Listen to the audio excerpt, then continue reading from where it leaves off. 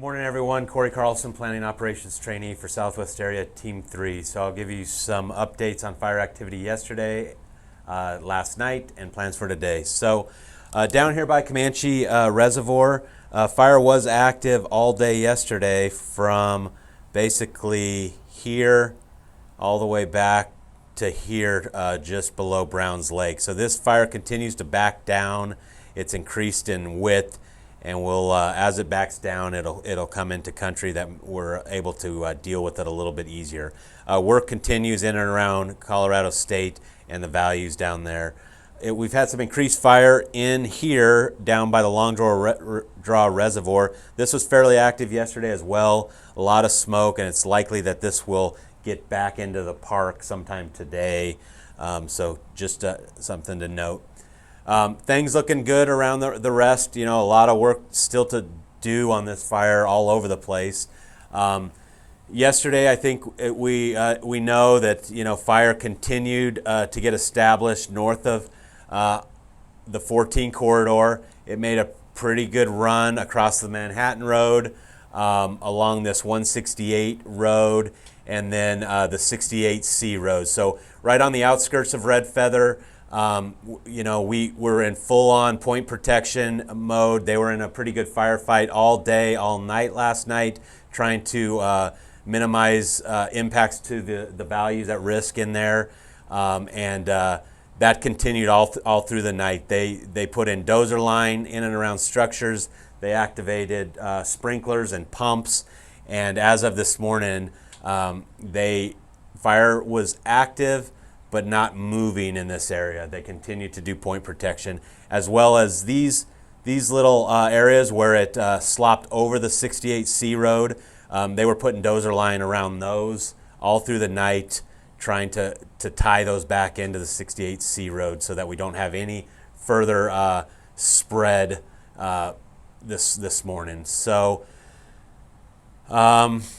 I think I mentioned this last night, but they did a burnout in and around Rustic, Glen Echo area, some of those other areas in there. That was really successful. They were mopping that up this morning, and they were going to just watch that all day today and make sure that nothing spreads further.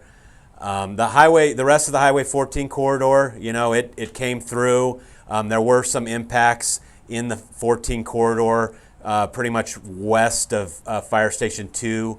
And I think Larimer County, when they can get in there, they'll do assessments in there. Up on the Old Thumb, the fire did impact areas in and around Bel Air Lake. They were last night able to tie in to some dozer line that was previously here. They went around the edge.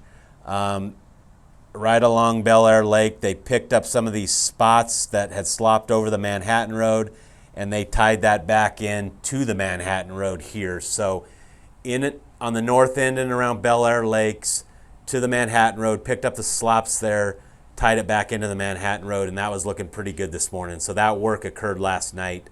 Additionally, on this second little finger of the thumb, they started here on the Manhattan Road, and they started using dozers all the way around. They tied into this 267 road, picked up some of these spot fires that were slopped out here, tied that back into the 267. That was looking pretty good. Then they went after all these spots out here. They worked all through the night trying to pick these up and tie that back into the 509 road. And then they were going to burn that out. They were doing a burnout. They're doing a burnout as we speak right now, trying to fill that in, as well as some gaps down here on the 509 road. So we're hoping that here in a couple hours, this will be looking really secure. There's still a long way to go. I think as we know, this bug kill likes to spot, and every time it spots out here, we have to move our equipment and crews. We have to find the spots. Sometimes we find them when the smoke, when we start seeing a little bit of smoke or activity coming up. But we'll have folks in there looking there all day. There's going to be some concerns back here, this strip of unburned. We want to try to lock that up in here and put fire in here so that we don't have a big punch there and out. So a lot of work to do in here today. Our fire's edge, our perimeter is a lot more. That's going to be challenging. We do have gusty winds in the forecast today, at least through the morning hours, in the 30, 40 mile an hour range again. But we're hoping by early afternoon the wind should shift out of the northwest, and we're already seeing some of that on the ground. So and then winds calming. We're also expecting it's much cooler today. There's some clouds in the air. The RH is up. So as we go into tonight, one of our biggest things that we're going to have to do is we're going to have to winterize a lot of our engines and all the pumps out here. That's going to take a tremendous amount of time. There's over 250 pumps out here that we got to make sure that they don't freeze tonight. So that's going to be a big lift to do tonight. But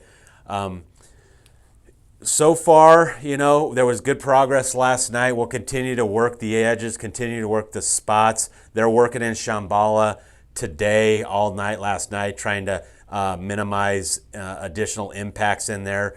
The temple was, my last report was it was all good, and there was minimal impacts in that area. So with that, I think that's all I have for today. Thank you.